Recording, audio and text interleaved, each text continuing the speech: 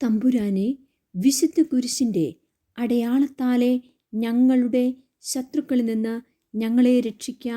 ഞങ്ങളുടെ തമ്പുരാനെ, പിതാവിൻ്റെയും പുത്രൻ്റെയും പരിശുദ്ധാത്മാവിൻ്റെയും നാമത്തിൽ ആമേൻ. ആദ്യം മുതൽ ഉണ്ടായിരുന്നതും ഞങ്ങൾ കേട്ടതും സ്വന്തം കണ്ണുകൊണ്ട് കണ്ടതും സൂക്ഷിച്ചു വീക്ഷിച്ചതും കൈകൊണ്ട് സ്പർശിച്ചതുമായ ജീവൻ്റെ വചനത്തെപ്പറ്റി ഞങ്ങൾ അറിയിക്കുന്നു. വിശുദ്ധ യോഹന്നാൻ എഴുതിയ 1-ാം ലേഖനത്തിൻ്റെ 1-ാം അധ്യായം 1-ാം തിരുവചനമാണ് നാം വായിച്ചു കേട്ടത്. യൂദിത്ത് 11-ാം അധ്യായം. യൂദിത്ത് ഹോളോഫർണസുമായി സംസാരിക്കുന്നു. ഹോളോഫർണസ് അവളോട് പറഞ്ഞു, സ്ത്രീയെ, ധൈര്യമായിരിക്കുക, ഭയപ്പെടേണ്ട. ലോകാധിപതിയായ നബൂഖദ്നേസറിനെ സേവിക്കാൻ തയ്യാറായ ഒരു വ്യക്തിയെയും ഞാൻ ഉപദ്രവിച്ചിട്ടില്ല. മലനാട്ടിൽ വസിക്കുന്ന നിന്റെ ജനം എന്നെ അവഹേളിച്ചില്ലായിരുന്നെങ്കിൽ ഞാൻ ഒരിക്കലും അവരുടെ നേരെ കുന്തമുയർത്തുകയില്ലായിരുന്നു. അവർ തന്നെ വിളിച്ചു വരുത്തിയ അനർത്ഥങ്ങളാണിത്. നീ അവരെ വിട്ട് ഞങ്ങളുടെ അടുത്തേക്ക് ഓടിപ്പോന്നത് എന്തിനെന്ന് പറയുക. നീ സുരക്ഷിതയാണ്, ധൈര്യമായിരിക്കുക. ഇന്ന് രാത്രി മുതൽ നിന്റെ ജീവൻ സുരക്ഷിതമാണ്. ആരും നിന്നെ ദ്രോഹിക്കുകയില്ല. എൻ്റെ യജമാനനായ നബൂഖദ്നേസറിൻ്റെ സേവകരോടെന്ന പോലെ എല്ലാവരോടും നിന്നോട് സ്നേഹപൂർവ്വം പെരുമാറും. യൂദിത്ത് പറഞ്ഞു, അങ്ങയുടെ ദാസിയായ എൻ്റെ വാക്കുകൾ ശ്രവിച്ചാലും അങ്ങയുടെ സന്നിധിയിൽ സംസാരിക്കുന്നതിന് എന്നെ അനുവദിക്കുക. ഈ രാത്രിയിൽ എൻ്റെ യജമാനനോട് ഞാൻ ഒരു അസത്യവും പറയുകയില്ല. മാത്രമല്ല, ഈ ദാസി പറയുന്നതനുസരിച്ച് പ്രവർത്തിച്ചാൽ ദൈവം അങ്ങ് മുഖാന്തരം പലതും നിർവഹിക്കും. അങ്ങയുടെ ഉദ്യമങ്ങൾ വിഫലമാകുകയില്ല. സർവ്വലോകത്തിൻ്റെയും രാജാവായ നബൂഖദ്നേസർ വാഴുന്നു. അവൻ്റെ അധികാരവും നിലനിൽക്കുന്നു. അവനാണല്ലോ സർവ്വ സൃഷ്ടികളെയും നയിക്കുന്നതിന് നിന്നെ നിയോഗിച്ചിട്ടുള്ളത്. നീ മൂലം മനുഷ്യർ അവനെ സേവിക്കുന്നു. മാത്രമല്ല, വയലിലെ മൃഗങ്ങളും കന്നുകാലികളും ആകാശത്തിലെ പറവകളും ജീവിക്കുന്നത് നബൂഖദ്നേസറിനോടും അവൻ്റെ ഭവനത്തോടും വിധേയത്വം പുലർത്തുന്ന നിന്റെ ശക്തിയാലത്രേ. നിന്റെ ജ്ഞാനത്തെയും സാമർത്ഥ്യത്തെയും കുറിച്ച് ഞങ്ങൾ കേട്ടിരിക്കുന്നു. എല്ലാ വിവരവും അറിയുന്നവനും വലിയ യുദ്ധതന്ത്രജ്ഞനുമായി ഈ രാജ്യത്ത് ഒരു നല്ല മനുഷ്യനുള്ളത് നീ മാത്രമാണെന്ന വിവരം ലോകം മുഴുവൻ അറിഞ്ഞു കഴിഞ്ഞു. നിന്റെ സദസ്സിൽ ആഖിയോർ പറഞ്ഞ കാര്യങ്ങൾ ഞങ്ങൾ അറിഞ്ഞു. ബെത്തുലിയാക്കാർ അവനെ ഉപദ്രവിക്കാഞ്ഞതിനാൽ നിന്നോട് പറഞ്ഞതെല്ലാം അവൻ അവരോടും പറഞ്ഞു. അതിനാൽ എൻ്റെ യജമാനനും നാഥനുമായ നീ അവൻ പറഞ്ഞത് അവഗണിക്കുകയോ വിസ്മരിക്കുകയോ അരുത്. അത് സത്യമാണ്. ഞങ്ങളുടെ ദൈവത്തിനെതിരായി പാപം ചെയ്താലല്ലാതെ ഞങ്ങളുടെ ജനത്തെ ശിക്ഷിക്കാനോ വാളിനിരയാക്കാനോ ആർക്കും സാധിക്കുകയില്ല. എൻ്റെ യജമാനൻ പരാജയപ്പെടുകയോ അവൻ്റെ ലക്ഷ്യങ്ങൾ വിഫലമാകുകയോ ഇല്ല. കാരണം മരണം അവരുടെ മേൽ വീഴും. തെറ്റ് ചെയ്യുമ്പോൾ സംഭവിക്കുന്നത് പോലെ ദൈവം കോപിക്കത്തക്ക വിധം അവർ പാപം ചെയ്തിരിക്കുന്നു. അവർ ശേഖരിച്ച ഭക്ഷണ സാധനങ്ങൾ തീർന്നു, വെള്ളവും തീരാറായി. നാൽക്കാലികളെ കൊല്ലാൻ അവർ ആലോചിക്കുന്നു. ദൈവം തൻ്റെ നിയമത്താൽ വിലക്കിയ ഭക്ഷണം കഴിക്കാനും അവർ ഉറച്ചിരിക്കുന്നു. ജെറുസലേമിൽ തങ്ങളുടെ ദൈവത്തിൻ്റെ സന്നിധിയിൽ ശുശ്രൂഷ ചെയ്യുന്ന പുരോഹിതന്മാർക്കായി സമർപ്പിക്കപ്പെട്ട ധാന്യത്തിൻ്റെ ആദ്യഫലവും വീഞ്ഞിൻ്റെയും എണ്ണയുടെയും ദശാംശവും ഭക്ഷിക്കാൻ അവർ തീരുമാനിച്ചിരിക്കുന്നു. ജനത്തിൽ ആരെങ്കിലും അത് കൈകൊണ്ട് തൊടുന്നത് പോലും നിയമവിരുദ്ധമാണ്. ജെറുസലേം നിവാസികൾ പോലും ഇങ്ങനെ ചെയ്യുന്നതിനാൽ ആലോചന സംഘത്തിൽ നിന്നുള്ള അനുവാദത്തിന് അവർ അങ്ങോട്ട് ആളെ അയച്ചിരിക്കുന്നു. അനുവാദം ലഭിച്ച് അങ്ങനെ പ്രവർത്തിക്കുന്ന ദിവസം തന്നെ അവിടുന്ന് അവരെ നശിപ്പിക്കാൻ നിന്റെ കയ്യിൽ ഏൽപ്പിക്കും. അതിനാൽ നിന്റെ ഈ ദാസി വിവരങ്ങൾ അറിഞ്ഞപ്പോൾ അവരുടെ ഇടയിൽ നിന്ന് ഓടിപ്പോന്നതാണ്. ലോകത്തെ മുഴുവൻ കേൾക്കുന്നവരെയെല്ലാം ആശ്ചര്യപ്പെടുത്തുന്ന കാര്യങ്ങൾ നിന്നോടൊത്ത് നിർവഹിക്കാൻ ദൈവം എന്നെ അയച്ചിരിക്കുന്നു. ഈ ദാസി സ്വർഗത്തിലെ ദൈവത്തെ രാപകൽ സേവിക്കുന്ന ഭക്തിയാണ്. നാഥ, ഞാൻ നിന്നോടൊത്ത് വസിക്കും. ഓരോ രാത്രിയും നിന്റെ ദാസി താഴ്വരയിലേക്ക് പോയി ദൈവത്തോട് പ്രാർത്ഥിക്കും. അവർ പാപം ചെയ്യുമ്പോൾ ദൈവം അത് എന്നോട് പറയും. ഞാൻ വന്ന് നിന്നെ അറിയിക്കും. അപ്പോൾ നിനക്ക് സൈന്യസമേതം പുറപ്പെടാം. ആർക്കും ചെറുക്കാൻ കഴിയുകയില്ല. ഞാൻ നിന്നെ യൂദയായുടെ നടുവിലൂടെ ജെറുസലേമിലേക്ക് നയിക്കും. അതിൻ്റെ മധ്യത്തിൽ നിന്റെ സിംഹാസനം ഞാൻ സ്ഥാപിക്കും. നീ അവരെ ഇടയനില്ലാത്ത ആടുകളെപ്പോലെ നയിക്കും. നിനക്കെതിരെ കുരയ്ക്കാൻ പട്ടി പോലും വാ തുറക്കുകയില്ല.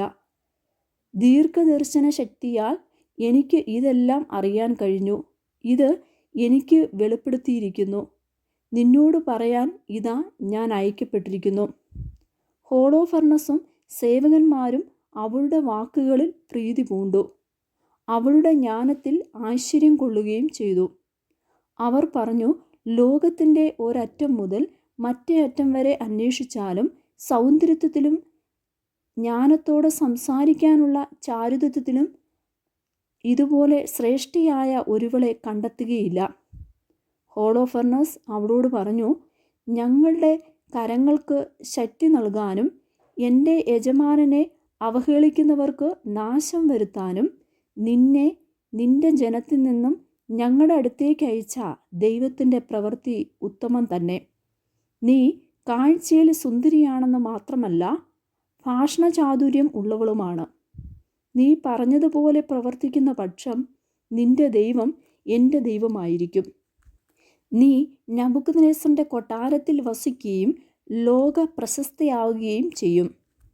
യൂദിത്ത് 12-ാം അധ്യായം. ശത്രുപാളയത്തിൽ വസിക്കുന്നു. വെള്ളിപ്പാത്രങ്ങൾ വെച്ചിരിക്കുന്ന മുറിയിലേക്ക് അവളെ നയിക്കാൻ അവൻ അവരോട് ആജ്ഞാപിച്ചു.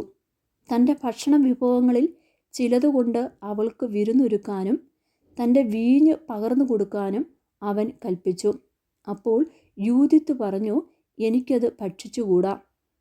അത് നിയമവിരുദ്ധമാണ്.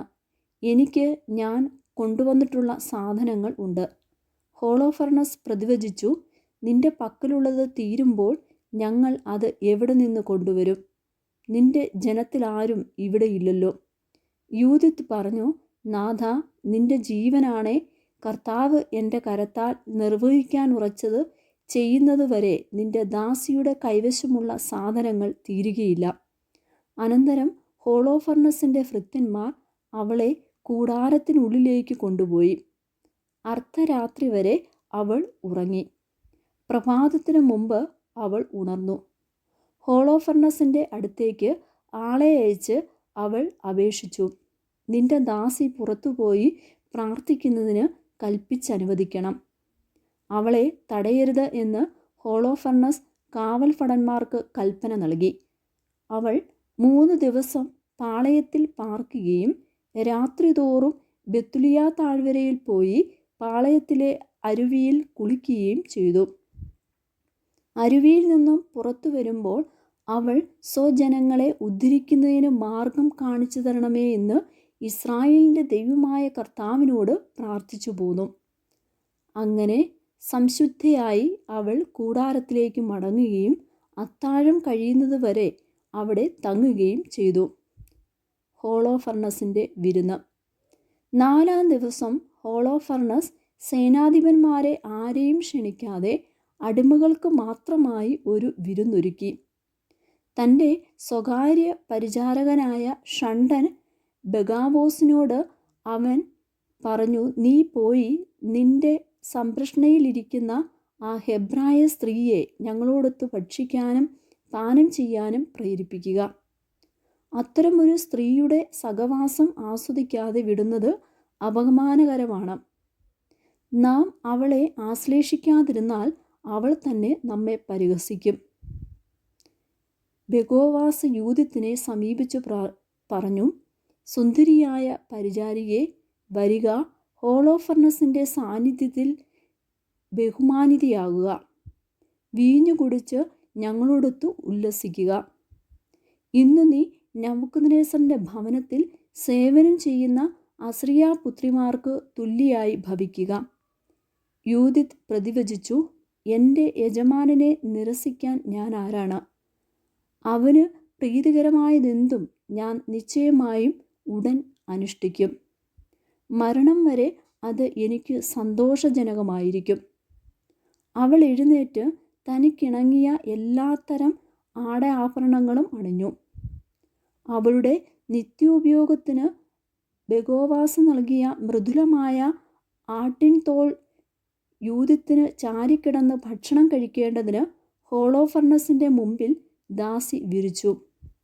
യൂദിത്ത് അകത്ത് കടന്ന് അതിൽ ശയിച്ചു. ഹോളോഫർണസിൻ്റെ ഹൃദയത്തിൽ അവളെക്കുറിച്ചുള്ള അഭിലാഷം നിറഞ്ഞു. അവളെ സ്വന്തമാക്കാൻ അവൻ കൊതിച്ചു. ആദ്യമായി കണ്ടതു മുതൽ അവളെ കുടുക്കാൻ അവൻ അവസരം പാർത്തിരിക്കുകയായിരുന്നു. ഹോളോഫർണസ് അവളോട് പറഞ്ഞു, കുടിച്ച് ഞങ്ങളോടൊത്ത് ഉല്ലസിക്കുക. യൂദിത്ത് പറഞ്ഞു, പ്രഭു, ഇപ്പോൾ ഞാൻ കുടിക്കും. എന്തെന്നാൽ ജനനം മുതൽ ഇന്ന് വരെയുള്ള ഏത് ദിവസത്തേക്കാൾ ഇന്ന് എനിക്ക് എൻ്റെ ജീവൻ വിലപ്പെട്ടതാണ്. അതിനുശേഷം തൻ്റെ ദാസി പാകപ്പെടുത്തിയിരുന്ന ഭക്ഷണപാനീയങ്ങൾ അവൾ അവൻ്റെ മുമ്പിൽ വെച്ചു കഴിച്ചു. ഹോളോഫർണസ് അവളിൽ അത്യധികം പ്രസാദിച്ചു. ജീവിതത്തിൽ ഒരിക്കലെങ്കിലും കുടിച്ചിട്ടില്ലാത്തത്ര വീഞ്ഞു കുടിക്കുകയും ചെയ്തു. യൂദിത്ത് 13-ാം അധ്യായം. ഹോളോഫർണസിനെ വധിക്കുന്നു. സന്ധ്യയായപ്പോൾ ഹോളോഫർണസിൻ്റെ അടിമകൾ വേഗം പിൻവാങ്ങി. ബഗോവാസ് യജമാനിൽ സന്നിധിയിൽ നിന്നും സേവകന്മാരെയെല്ലാം വെളിയിലാക്കി കൂടാര കവാടം പുറത്തു നിന്നടച്ചു. വിരുന്ന് നീണ്ടുപോയതിനാൽ ക്ഷീണിതരായ അവർ ഉടനെ പോയി കിടന്നു. കൂടാരത്തിൽ വീഞ്ഞു കുടിച്ച് മത്തനായി കിടക്കയിൽ കിടക്കുന്ന ഹോളോഫർണസിൻ്റെ സമീപം യൂദിത്ത് മാത്രം അവശേഷിച്ചു. ശയനമുറിയിൽ നിന്നും താൻ പുറത്തു വരുന്നതുവരെ പതിവ് പോലെ കാത്തു നിൽക്കാൻ അവൾ ദാസിയോട് പറഞ്ഞിരുന്നു. താൻ പ്രാർത്ഥിക്കാൻ പോകുമെന്നും അവൾ പറഞ്ഞിരുന്നു. ബെഗോവാസിനോടും അങ്ങനെ തന്നെ പറഞ്ഞു. അങ്ങനെ എല്ലാവരും പോയി. ചെറിയവനോ വലിയവനോ ആരും കിടക്കറയിൽ അവശേഷിച്ചില്ല. യൂദിത്ത് അവൻ്റെ കിടക്ക അടുത്ത് നിന്നുകൊണ്ട് ഹൃദയത്തിൽ മന്ത്രിച്ചു, സർവശക്തനായ ദൈവമായ കർത്താവേ, അവിടുന്ന് ഇപ്പോൾ ജെറുസലേമിൻ്റെ മഹത്വത്തിനു വേണ്ടിയുള്ള എൻ്റെ പ്രവൃത്തിയെ കടാക്ഷിക്കണമേ. അവിടുത്തെ അവകാശമായ ജനത്തെ സഹായിക്കാനും ഞങ്ങൾക്കെതിരെ വരുന്ന ശത്രുക്കളെ നശിപ്പിക്കാൻ ഞാൻ ഏറ്റെടുത്ത കർത്തവ്യം നിർവഹിക്കുവാനുള്ള അവസരമാണിത്.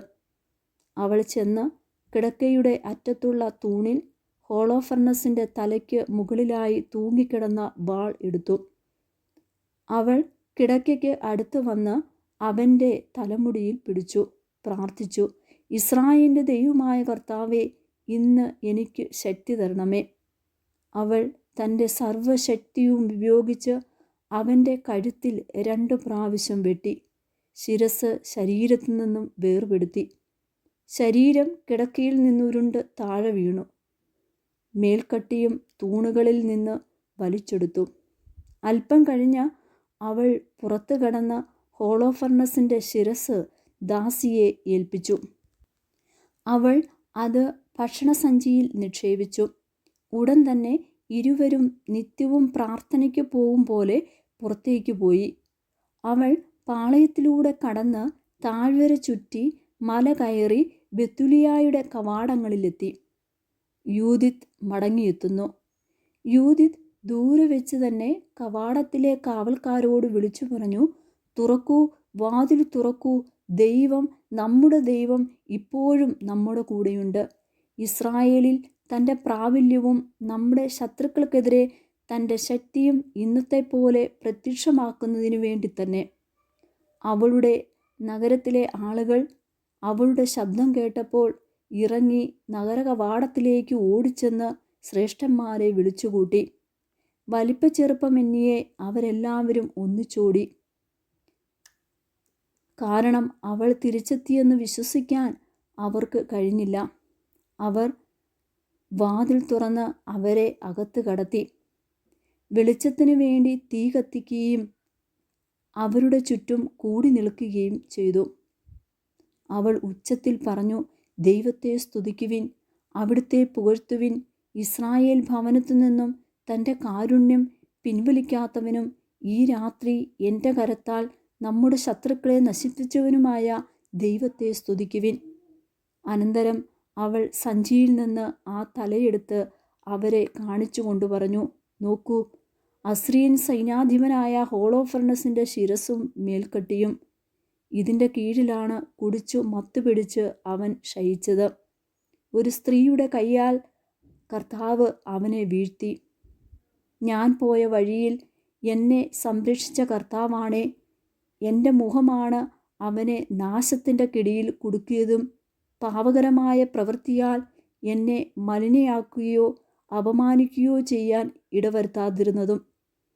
ജനം അത്ഭുത പരതന്ത്രരായി ദൈവത്തെ കുമ്പിട്ടാരാധിച്ച് ഏകസ്വരത്തിൽ ഉദ്ഘോഷിച്ചു, ഞങ്ങളുടെ ദൈവമേ, അവിടുന്ന് വാഴ്ത്തപ്പെടട്ടെ. അവിടുത്തെ ജനത്തിൻ്റെ ശത്രുക്കളെ ഇന്ന് അവിടുന്ന് നിന്ദരാക്കി. ഉസിയ അവളോട് പറഞ്ഞു, മകളെ, ഭൂമിയിലെ സ്ത്രീകളിൽ വെച്ച് അത്യുന്നതനായ ദൈവത്താൽ ഏറ്റവും അധികം അനുഗ്രഹിക്കപ്പെട്ടവളാണ് നീ. ആകാശവും ഭൂമിയും സൃഷ്ടിച്ചവനും ശത്രുനേതാവിൻ്റെ തല തകർക്കാൻ നിന്നെ നയിച്ചവനുമായ ദൈവമായ കർത്താവ് വാഴ്ത്തപ്പെടട്ടെ. ജനം ദൈവത്തിൻ്റെ ശക്തി അനുസ്മരിക്കുമ്പോൾ നീ ദൈവത്തിൽ അർപ്പിച്ച പ്രത്യാശ അവരുടെ ഹൃദയങ്ങളിൽ നിന്നും വിട്ടുപോവുകയില്ല. ഇത് നിനക്കൊരു ശാശ്വത ബഹുമതിയാകാൻ ദൈവം കനിയട്ടെ. അനുഗ്രഹങ്ങളാൽ അവിടുന്ന് നിന്നെ നിറയ്ക്കട്ടെ. എന്തെന്നാൽ നമ്മുടെ ദേശം അപമാനിതമായപ്പോൾ നീ സ്വജീവൻ അവഗണിച്ച് ദൈവസന്നിധിയിൽ നേർവഴിയിലൂടെ ചരിച്ച് ശത്രുക്കളോട് പ്രതികാരം ചെയ്ത് നാശത്തിൽ നിന്നും അതിനെ രക്ഷിച്ചു. അങ്ങനെ തന്നെ ജനം ഉദ്ഘോഷിച്ചു. യൂദിത്ത് 14-ാം അധ്യായം. യഹൂദർ അസ്രിയക്കാരെ ആക്രമിക്കുന്നു. യൂദിത്ത് അവരോട് പറഞ്ഞു, സഹോദരന്മാരെ ശ്രദ്ധിക്കുവിൻ, ഈ തല കൊണ്ടുപോയി കോട്ടമതിലിൽ തൂക്കിയിടണം. പ്രഭാതമായി സൂര്യൻ ഉദിച്ചു തുടങ്ങുമ്പോൾ വീരന്മാരെ എല്ലാവരും ആയുധങ്ങളുമെടുത്ത് ഒരു നേതാവിൻ്റെ കീഴിൽ പട്ടണം കടന്ന് അസ്രിയരുടെ പുറം താവളത്തിനെതിരെ എന്ന ഭാവേന സമതലത്തിലേക്ക് പുറപ്പെടണം. എന്നാൽ താഴേക്ക് ഇറങ്ങരുത്. അവർ ആയുധങ്ങളുമെടുത്ത് പാളയത്തിലേക്ക് ചെന്ന് അസ്രിയൻ സേനാധിപതികളെ ഉണർത്തും. അവർ ഉടനെ ഹോളോഫർണസിൻ്റെ കൂടാരത്തിലേക്ക് ഓടും, പക്ഷേ അവനെ കാണുകയില്ല. അപ്പോൾ ഭയവിഹ്വലരായി അവർ പലായനം ചെയ്യും. തത്സമയം നിങ്ങളും ഇസ്രായേലിൻ്റെ അതിർത്തിക്കുള്ളിൽ വസിക്കുന്നവരും പിന്തുടർന്നു ചെന്ന് അവരെ വെട്ടി വീഴ്ത്തണം. ഇതിനെല്ലാം മുമ്പ് അമ്മോന്യനായ അഖ്യോറിനെ ഇങ്ങോട്ട് നയിക്കുക. ഇസ്രായേൽ ഭവനത്തെ നിന്ദിച്ചവനും മരണത്തിലേക്കെന്ന പോലെ തന്നെ നമ്മുടെ അടുക്കിലേക്ക് അയച്ചവനുമായ മനുഷ്യനെ അവൻ കണ്ട് തിരിച്ചറിയട്ടെ. അവർ അഖ്യോറിനെ ഉസിയായുടെ ഗൃഹത്തിൽ നിന്നും വിളിപ്പിച്ചു. അവൻ വന്നപ്പോൾ ജനക്കൂട്ടത്തിൽ ഒരാളുടെ കയ്യിൽ ഹോളോഫർണസിൻ്റെ തല കണ്ട് മൂർച്ഛിച്ച് കമിഴ്ന്നു വീണു. അവൻ എഴുന്നേൽപ്പിച്ച ഉടനെ അവൻ യൂദിത്തിൻ്റെ പാദത്തിൽ വീണ് മുട്ടിന്മേൽ നിന്നുകൊണ്ട് പറഞ്ഞു, യൂദയായുടെ കൂടാരങ്ങളിലെങ്ങും നീ വാഴ്ത്തപ്പെടും. ഏത് രാജ്യത്തായാലും ആളുകൾ നിന്റെ പേര് കേട്ടാൽ ഭയചകിതരാകും. ഈ ദിവസങ്ങളിൽ നീ എന്തെല്ലാമാണ് ചെയ്തതെന്ന് പറഞ്ഞാലും. അപ്പോൾ യൂദിത്ത് താൻ അവരെ പിരിഞ്ഞുപോയ ദിവസം മുതൽ അവരോട് സംസാരിക്കുന്ന ആ നിമിഷം വരെയുള്ള തൻ്റെ പ്രവർത്തനങ്ങൾ ജനത്തിൻ്റെ മുമ്പിൽ വെച്ച് അവനെ വിവരിച്ചു കേൾപ്പിച്ചു. അവൾ പറഞ്ഞു തീർന്നപ്പോൾ ജനം ആർപ്പ് വിളിക്കുകയും നഗരമാകെ ആഹ്ലാദ ധ്വനികൾ മുഴക്കുകയും ചെയ്തു. ഇസ്രായേലിൻ്റെ ദൈവം ചെയ്ത പ്രവൃത്തികൾ കണ്ട അഖ്യോർ ദൈവത്തിൽ ഗാഢമായി വിശ്വസിക്കുകയും പരിച്ഛേദനം സ്വീകരിച്ച് ഇസ്രായേൽ ഭവനത്തോട് ചേരുകയും ചെയ്തു. ഇന്നും അങ്ങനെ തുടരുന്നു. പ്രഭാതമായപ്പോൾ അവർ ഹോളോഫർണസിൻ്റെ ശിരസ് മതിലിൽ തൂക്കി. അവർ ആയുധവുമേന്തി ഗണങ്ങളായി മലമ്പാതകളിലേക്ക് പുറപ്പെട്ടു. അസ്രിയക്കാർ ഇത് കണ്ട് തങ്ങളുടെ സേനാപതികളെ വിവരമറിയിക്കുകയും സൈന്യാധിപന്മാർ, മറ്റു പടത്തലവന്മാർ, ഗണനായകന്മാർ എന്നിവരുടെ അടുത്തേക്ക് പോവുകയും ചെയ്തു. അവർ ഹോളോഫർണസിൻ്റെ കൂടാരത്തിലെത്തി അവൻ്റെ സ്വകാര്യ പരിചാരകന്മാരോട് പറഞ്ഞു, ഞങ്ങളുടെ യജമാനനെ ഉണർത്തുക. ഇതാ ആ അടിമകൾ തങ്ങളുടെ സമ്പൂർണ്ണ നാശത്തിന് നമുക്കെതിരെ യുദ്ധത്തിന് പുറപ്പെടാനുള്ള ധൈര്യം കാണിച്ചിരിക്കുന്നു. ബെഗോവാസ് അകത്ത് പ്രവേശിച്ച് കൂടാരവാതിലിൽ മുട്ടി. അവൻ യൂദത്തിൻ്റെ കൂടെ ഉറങ്ങുകയാണെന്നത്രേ അവൻ ധരിച്ചത്. മറുപടി ലഭിക്കാൽ അവൾ വാതിൽ തുറന്ന് ഉറക്കറയിൽ പ്രവേശിച്ചപ്പോൾ ഹോളോഫർണസ് ശിരസറ്റ് തറയിൽ കിടക്കുന്നതാണ് കണ്ടത്. ശിരസ് അപ്രത്യക്ഷമായിരുന്നു. അവൻ ഉറക്കെ നിലവിളിക്കുകയും ഏങ്ങിക്കരയുകയും വസ്ത്രം കീറുകയും ചെയ്തു. അവൻ യൂദിത് പാർത്തിരുന്ന കൂടാരത്തിലെത്തി. അവളെ കാണാഞ്ഞതിനാൽ പുറത്ത് ആളുകളുടെ അടുത്തേക്ക് ഓടിച്ചെന്ന് വിളിച്ചു പറഞ്ഞു, ആ അടിമകൾ നമ്മെ ചതിച്ചു. ഒരു ഹെബ്രായക്കാരി നെബൂഖദ്നേസർ രാജാവിൻ്റെ ഭവനത്തിന് അപമാനം വരുത്തിയിരിക്കുന്നു. ഇതാ ഹോളോഫർണസ് നിലത്ത് കിടക്കുന്നു. അവൻ്റെ ശിരസ് ജഡത്തിൽ കാണുന്നില്ല. അസ്രീയൻ സൈന്യാധിപന്മാർ ഇത് കേട്ടപ്പോൾ പരിഭ്രാന്തരായി.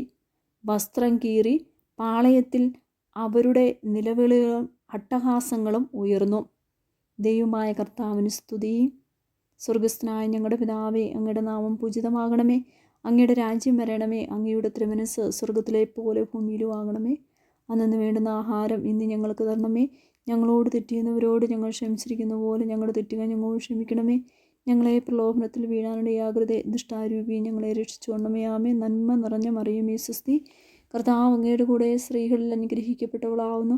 അങ്ങയുടെ ഉദരത്തിൽ ഫലമായി യേശു അനുഗ്രഹിക്കപ്പെട്ടവനാവുന്നു. പരിശുദ്ധ മറിയമേ തമ്പുരാൻ്റെ അമ്മേ, പാപികളായ ഞങ്ങൾക്ക് വേണ്ടി എപ്പോഴും ഞങ്ങളുടെ മരണസമയത്തും തമ്പുരാനോട് അപേക്ഷിച്ചുകൊണ്ടമേ. ആമേ. പിതാവിനും പുത്രനും പരിശുദ്ധാത്മാവിനും സ്തുതി, അതിലെ പോലെ ഇപ്പോഴും എപ്പോഴും എന്നേക്കും. ആമേൻ.